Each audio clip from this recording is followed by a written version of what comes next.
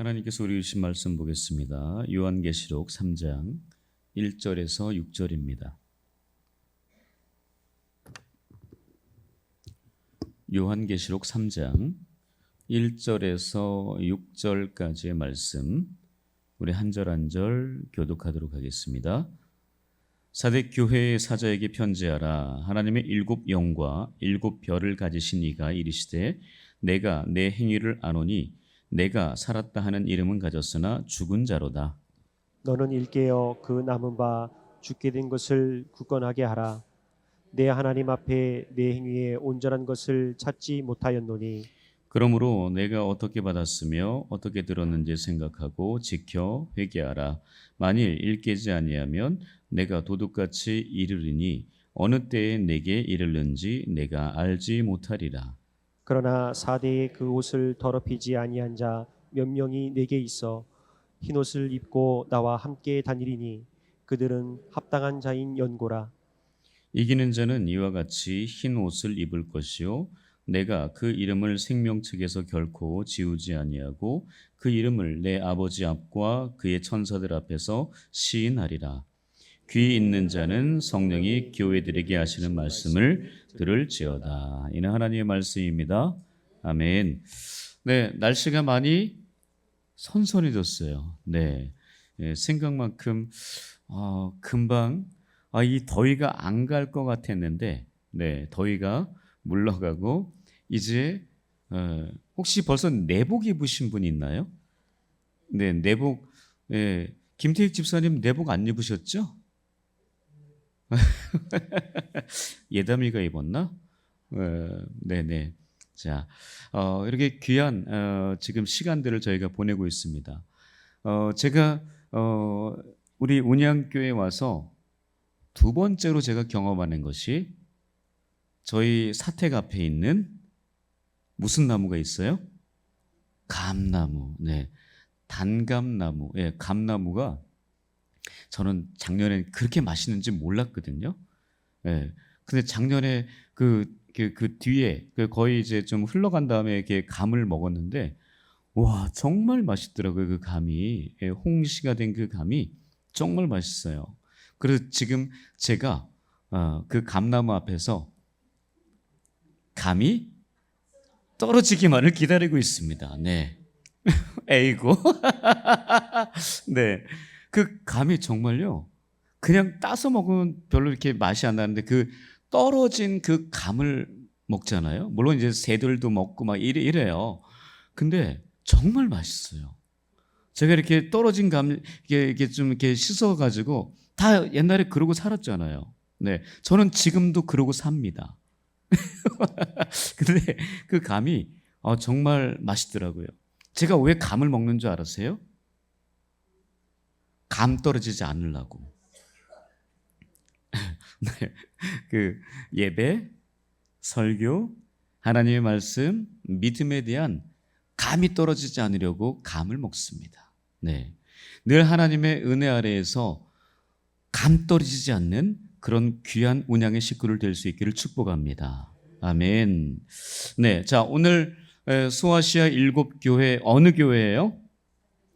4대 교회입니다. 네, 4대 교회. 4대 교회. 예, 저는 이 교회를 생각할 때마다 저는 그 단어가 생각이 납니다. 싸대기 맞은 교회다. 예.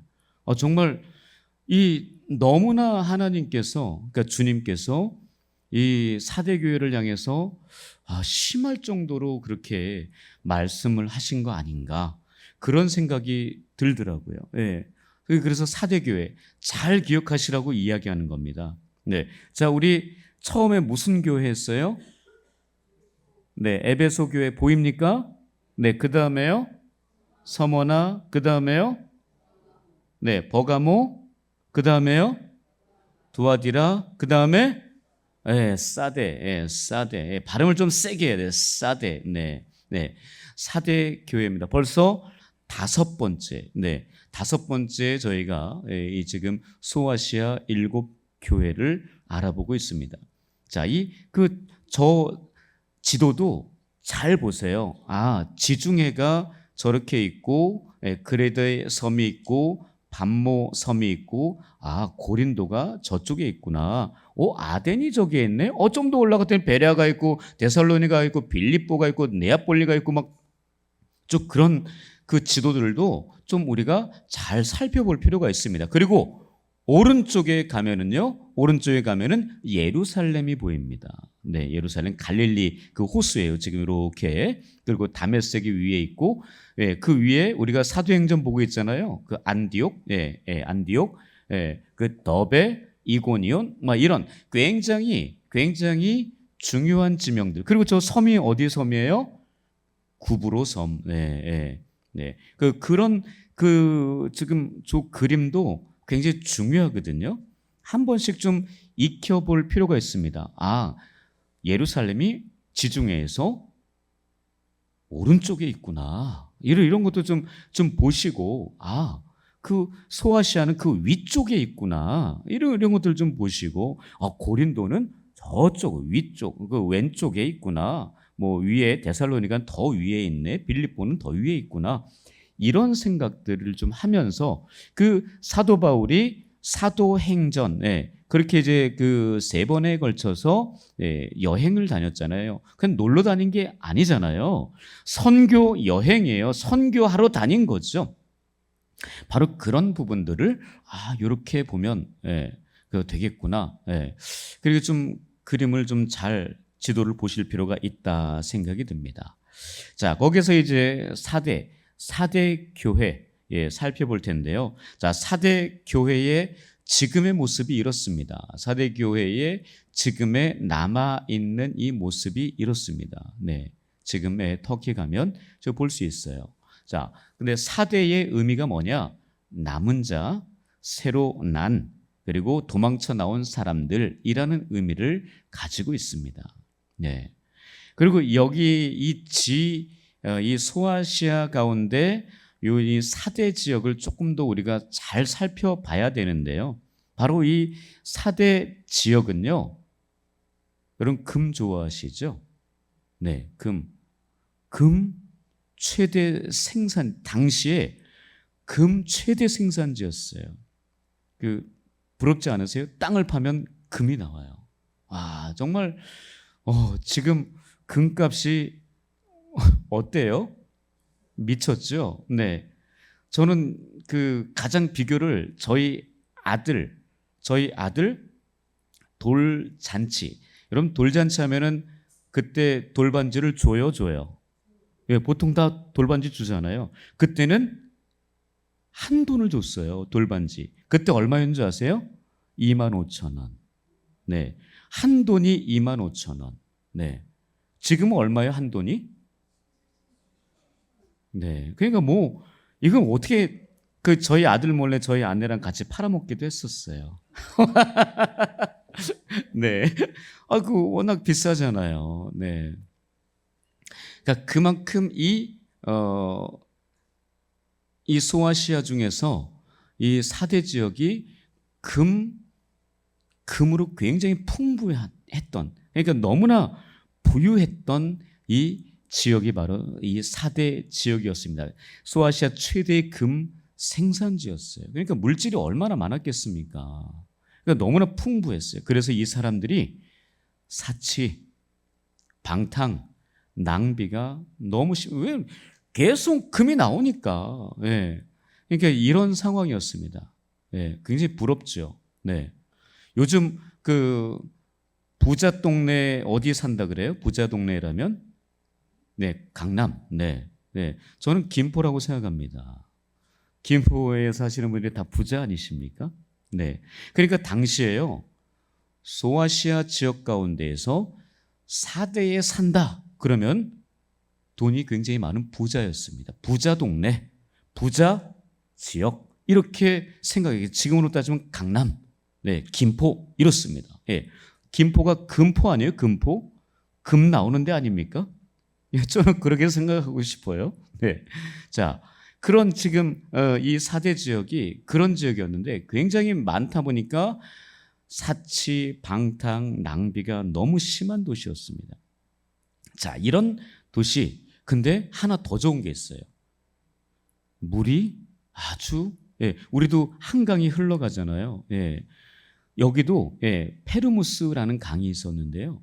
굉장히 좋은 강이었다고 합니다. 그러니까 금 나오죠. 물 풍부하죠. 그러니까 이 지역이 리디아라는 그 나라의 수도가 될 수밖에 없었어요. 그래서 리디아라는 그 나라의 수도였습니다. 리디아 하면은 여러분 혹시 이 사람 생각납니까? 루디아. 루디아 만났었잖아요. 누가? 빨레토에서 바울이 만났었어요. 그 사람이 어떤 일 했습니까? 자색 옷감 장사. 그러니까 여러분 그 루디아는 이름이에요? 이름이 아니에요? 헷갈리죠. 여러분 루디아라는 단어는요 실제 본명이 아니고 목포댁, 김포댁 그거예요. 그게 바로 루디아입니다. 그러니까 루디아는 리디아라는 나라에서 온 아줌마, 그러니까 장사를 하러 빌립보라는 곳으로 또 다른 지역으로 계속 돌아다녔던 그 사람이 바로 루디아였습니다. 그러니까 리디아에서 온 여자라는 그런 뜻이 루디아입니다. 그러니까 이 리디아에서 굉장히 그래도 좀 돈을 좀 많이 벌었던 그런 여자인 것이 루디아입니다. 자, 그래서 그 리디아라는 이 수도였던 이 사대 지역이요, 돈이 많고 금이 많고 물이 좋으니까 여러분 그런 지역은 누구라도 차지하려고 그러잖아요. 그죠? 그러니까 싸움의 전쟁이 있을 수가 있죠. 너무나 전쟁이 많이 일으키고 또 이 지금 강대국들이 그냥 안 놔두는 거예요. 그래서 페르시아나 로마나 이런 바벨론이나 이런 데서 다 그냥 이 리디아라는 지역, 이 특별히 이 수도였던 사대 지역을 차지하기 위해서 그렇게 많은 싸움을 했던 곳이 사대 지역입니다. 물 좋죠, 돈 많죠. 그러다 보니까 당연히 그럴 수밖에 없어요. 그래서 전쟁이 많은 지역으로 강대국의 놀이터가 됐다라고 그렇게 이야기합니다. 여러분 그 전쟁이 많이 있는 그 상태라면 정말 힘들지 않겠어요? 백성들은 힘들어요. 계속 전쟁이 일어나니까 이민족이 계속 침입해 오니까 힘들죠. 전쟁이 한번 지나가고 나면 우리나라도 그렇습니다. 여러분 우리나라가 여러분 1950년 6월 25일 날 그 한국 전쟁이 일어나고 난 다음에 우리 교회도 그랬지만 우리 교회 1954년이잖아요. 그 전쟁 이후 그 많은 사람들이 종교에 많이 유입이 됩니다. 그러니까 종교가 발달할 수밖에 없는 조건이 되는 거예요. 왜냐하면 엄마 잃었죠, 아빠 잃었죠, 삶을 어떻게 살아가야 될지 모르기 때문에 전쟁이 계속 무섭기 때문에 그거에 대한 그 도피처, 그런 걸로 인해서 종교가 굉장히 활발하게 일어납니다. 그래서 여기에는요 로마 신전이 굉장히 웅장하게 많이 서 있고요. 그리고 그 즈음에 맞물려서 복음이 들어와서 교회도 성장합니다. 그래서 4대 교회가 성장을 하게 됩니다. 자, 이런 지역이 4대 지역이었습니다. 그러니까 이런 그 지역에 대한 개념을 좀 알아야지 말씀이 좀 더 이해가 되고 좀 더 기억할 수 있다라는 거죠. 자, 4대 교회는 칭찬이 거의 없습니다. 칭찬이 거의 없고 조금 격려 정도밖에 없어요. 칭찬이 거의 없고 정말 싸대기 맞은 그런 정도밖에, 정말 너무 힘든 그런 지역, 이 지금 교회가 바로 4대 교회입니다. 그래서 이 4대 교회 오늘 제목이 뭐예요? 설교 제목이 뭐예요? 살았다 하나 죽은 자. 이거는 제가 만들어 놓은 게 아니라 그 본문에 있는 것을 좀 압축시켜서 만든 것입니다. 자, 1절 한번 2절까지 한번 읽어볼까요? 본문 1절 2절 시작. 4대 교회의 사자에게 편지하라. 하나님의 7 영과 7 뼈를 가지신 이가 이르시되 내가 내 행위를 아노니 내가 살았다는 이름은 가졌으나 죽은 자로다. 요걸 제가 딴 거예요. 살았다, 하, 없애고, 나, 죽은 자. 이렇게 해서 살았다, 하나, 죽은 자. 이걸로 이제 제가 본문 설교 제목을 잡은 겁니다. 자, 그 다음에 읽어볼게요. 시작. 2절. 너는 시작. 너는 일깨어 그 남은 바 죽게 된 것을 굳건하게 하라. 내 하나님 앞에 내 행위에 온전한 것을 찾지 못하였노니 라고 그렇게 이야기하고 있습니다. 그러면 내가 살았다 하나 죽은 자라고 하는 그 의미를 좀 더 우리가 알아야 되겠습니다. 살았다 하나 죽은 자. 이게 뭔가 이상하지 않아요? 살았는데 죽었어? 이게 뭐지? 살았는데 죽었다. 네. 자, 이 표현이 뭐는지, 네. 바로 이것이 그 2절에 있는 내 하나님 앞에 내 행위에 온전한 것을 찾지 못하였는지, 지금 파란 것이 그 부분을 보시면 행위에 온전한 것을 찾지 못하였다라고 하는데, 바로 여기서 말하는 것이 살았다나 죽은 자라고 불릴 수밖에 없는 원인, 이유는 행위가 온전하지 않았기 때문입니다. 불완전한 행위 때문에, 불완전한 행동 때문에 지금 주님께서 사도 요한을 통해서 이야기하는 거예요. 너희 사대교회는 죽은 자 같은데, 아니 산 자 같은데 죽은 자라고 이야기하고 있고, 그 이유는 뭐냐? 온전함이 없기 때문이라고 말씀하는 겁니다. 온전함이 없기 때문에 너희는 죽은 거야 라고 이야기하는 거예요. 살아있는 것 같은데 너희들은 죽었어 라고 이야기한다는 겁니다.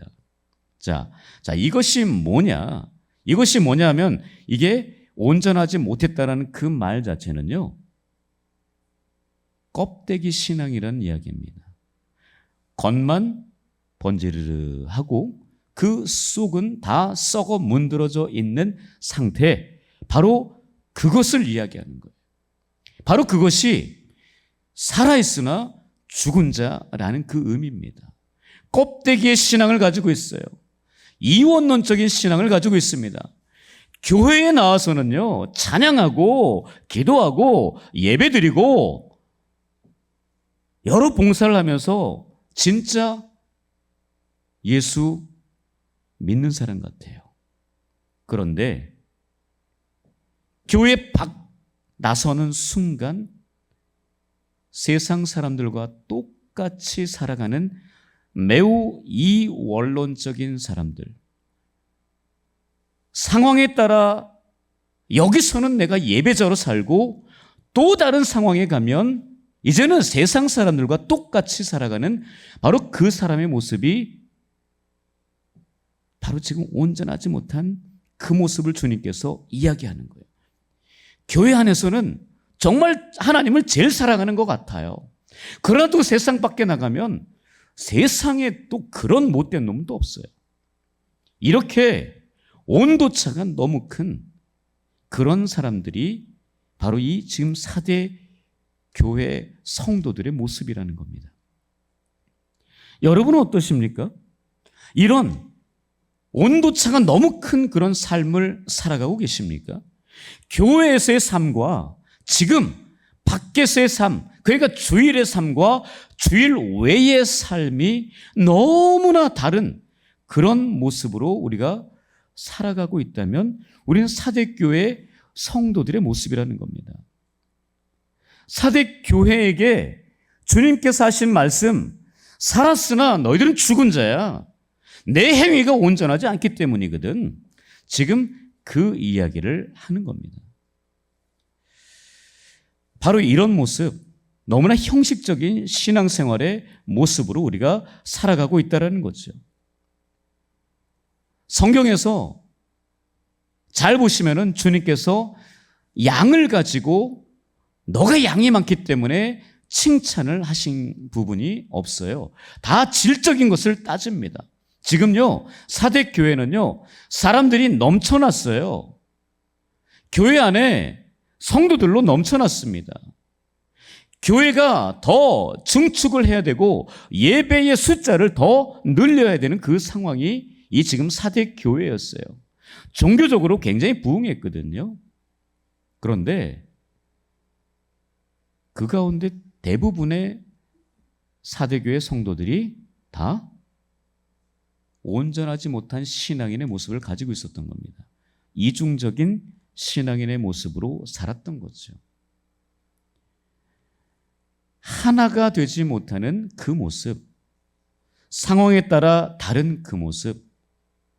여러분, 이것이 주님께서 마태복음 23장에서 화했을진저 외식하는 서기관들과 바리새인 이야기를 하셨습니다.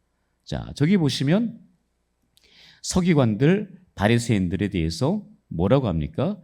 잔과 대접의 겉은 깨끗이 합니다. 얼마나 치장을 잘하는지 몰라요. 얼마나 옷을 잘 입는지 몰라요. 그런데 그 안에는 뭐가 있대요? 탐욕과 방탕으로 가득하대요. 그 안에 욕심이 얼마나 많은지, 그 안에서 얼마나 그 세상의 죄악을 얼마나 좋아하는지 그게 가득하다는 거예요.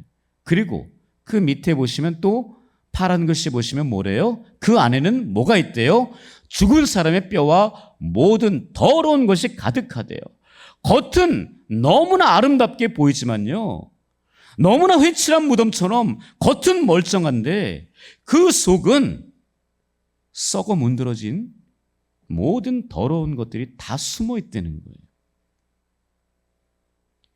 그리고 그 밑에 보시면 또 겉으로는 사람에게 옳게 보이는데요, 정의로워 보이는데요, 의로워 보이는데요, 모든 정직이 다 있는 것 같아요. 그러나 그 안에 보면은 뭐가 있대요? 외식과 불법이 가득하답니다. 과연 이 모습이 지금 사대 교회 교인들의 모습이거든요. 과연 여러분들은 어떠십니까? 저도 말씀을 준비하면서 내 안에 있는 이 더러운 모습들이 아직도 너무나 많이 있는 것을 보게 되었습니다. 세상의 욕심, 세상 사람들이 가진 그런 물질에 대한 욕심, 욕망, 탐욕, 더러운 생각들, 그런 것들이 아직도 내 안에 있음을 다시 한번 참 하나님께 다시 한번 회개했어요. 여러분 안에는 어떠십니까? 교회 나와서도 그런 것들 가운데 헤매이고 그런 진흙탕 속에 있다면, 근데 그런 분은 안 계시겠죠. 밖에 나가서는 그럴 수 있겠죠. 그러나 안과 밖이 지금 너무나 다른 바리새인과 서기관들의 모습을 이야기하고 있습니다. 사대교회 교인들이 교회 안에 있을 때는 너무나 좋은 사람들이지만 또 밖에 나가서는 정말 세상 사람들과 동일한 그런 모습으로 살아가고 있는 그것을 주님께서 지적하는 거예요. 살았으나 죽은 거야. 살았지만 죽은 거야. 과연 주님께서 나에게, 목사에게, 장로님들에게, 권사님들에게, 안수지사님들에게, 피택자들에게 그런 이야기를 하신다면, 야, 너 살았는데 너 죽은 거야 라고 이야기한다면 어떻게 우리가 해야 될까요? 여러분, 어떤 목사님이요, 후배 목사님한테 이런 메시지를 받았대요. 목사님, 그러니까 존경하는 목사님이고 또 잘 아는 목사님이니까, 제가 목사인데 말씀을 보아도 하나님 말씀으로 그것이 들려지지 않고 보여지지 않는데 이거 어떻게 해야 되냐고. 목사인데.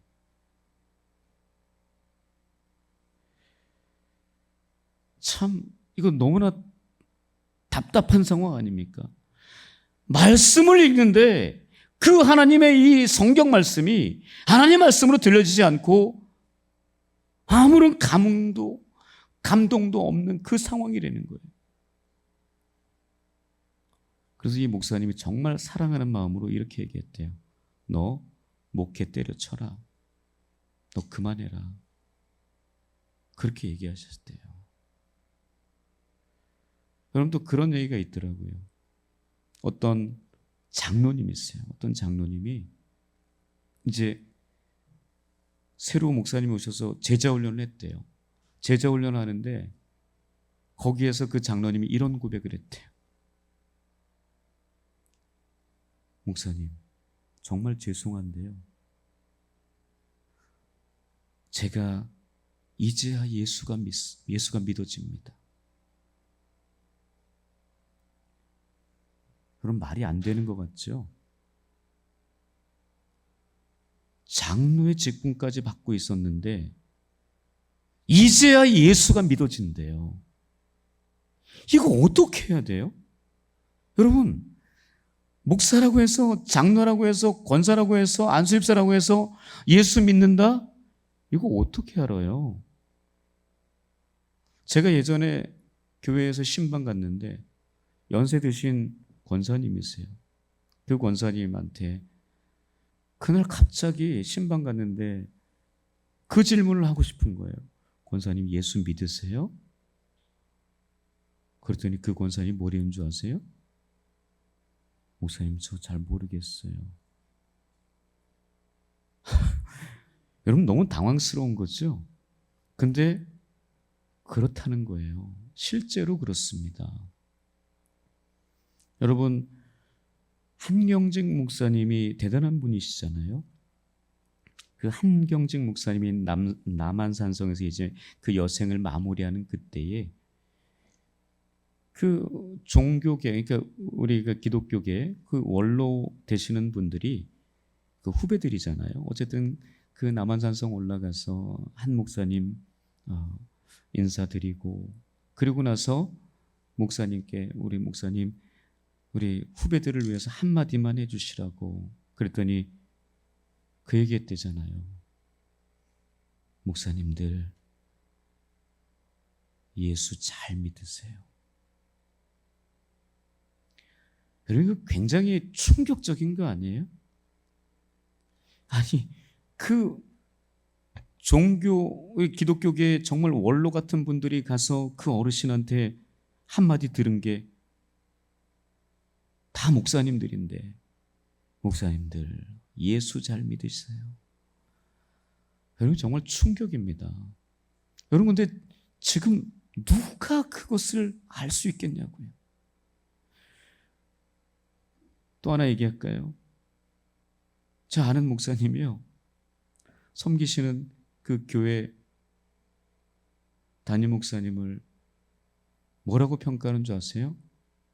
이렇게 지금 지나간 이야기지만 이렇게 표현하더라고요. 그 목사님 안에 예수가 없는 것 같다고. 여러분 이거 충격 아닙니까?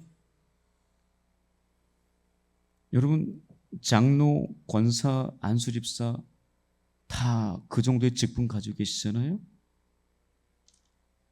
예수 믿으세요? 그 안에 예수 그리스도가 살아계십니까? 지금 사대교회를 향해서 그 얘기하는 거예요. 살아있는데 너희들 죽은 거야. 영이 죽은 거라는 얘기를 하는 겁니다. 예수 그리스도와 소통을 못하는 거예요. 말씀을 읽어도 감동이 없고 기도하고 찬양하고 예배를 드려도 아무리 봉사를 해도 자기 의를 나타내려고 자기 의가 쌓여지는 거고 하나님을 기쁘시게 하는 것도 없고 성령의 감동도 없고 누가 뭐라 그러면 좀 기분 나빠서 나 다 때려친다고 다른 교회 간다고 그러고 있는 우리들의 모습 아닙니까? 그 안에 예수가 살아있다면 성령께서 살아계신다면 그럴 수가 없겠죠. 지금 사대 교회에게 그 얘기하고 있는 거예요.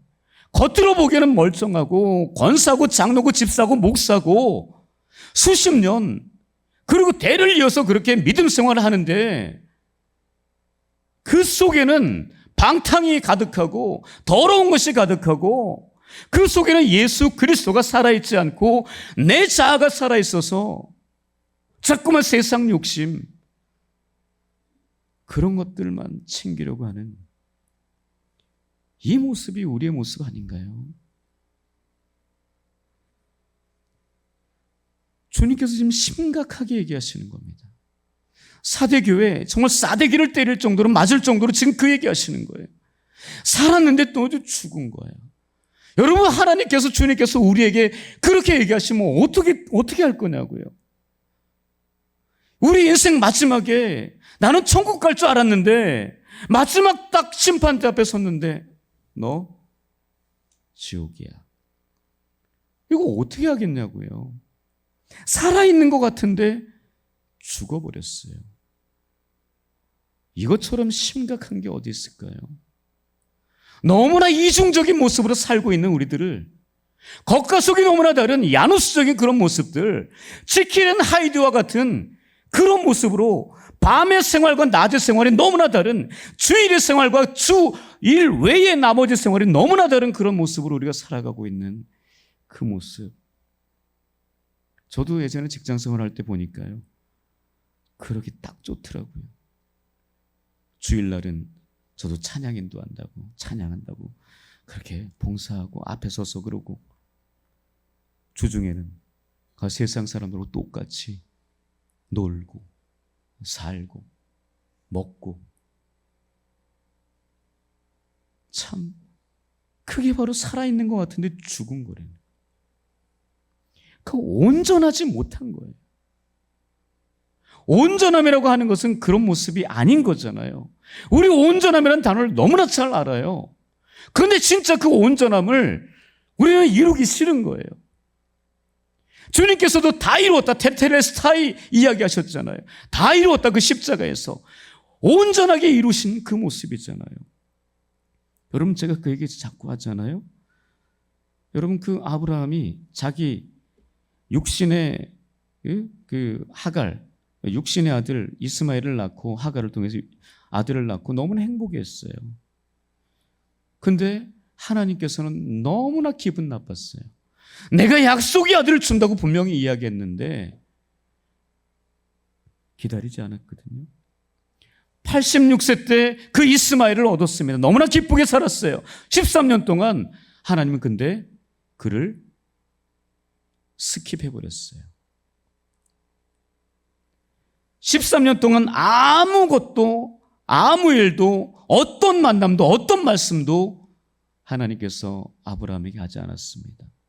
여러분, 그런 인생 되면 우리는 정말 슬퍼야 되거든요. 근데 세상에 그냥 빠져서 너무나 방탕하게 그냥 세상의 즐거움과 그 희락, 그런 것들에 빠져서 그냥 즐겁게 살고 있는 거죠. 너무나 이중적이지 않습니까? 그래서 99세 때 하나님이 아브라함에게 나타나서 뭐라 그런지 아십니까? 너는 내 앞에서 완전하라. 그 말씀하신 거거든요. 저기 나오죠? 창세기 17장 1절. 여러분, 창세기 16장 마지막 절과 창세기 17장 1절은 13년의 시간차가 있다는 걸 아셔야 됩니다. 아무것도 말씀 안 하죠. 99세가 됐어야 비로소 나타나셔서 하신 말씀이 너는 내 앞에서 행하여 완전하라 라는 이야기 하신 거예요. 얼마나 무섭습니까? 그리고 마태복음 5장 48절에서 아버지 온전하신 것 같이 너희도 온전해라 라고 그렇게 말씀하십니다. 우리 좀 온전해질 수 있기를 바랍니다. 껍데기, 겉만 번지르라는 거 좀 벗어버리고요. 진짜 온전함으로 우리 주님 앞에 바르게 설 수 있는 오늘 이 밤이 될 수 있기를 축복합니다. 함께 찬양하겠습니다.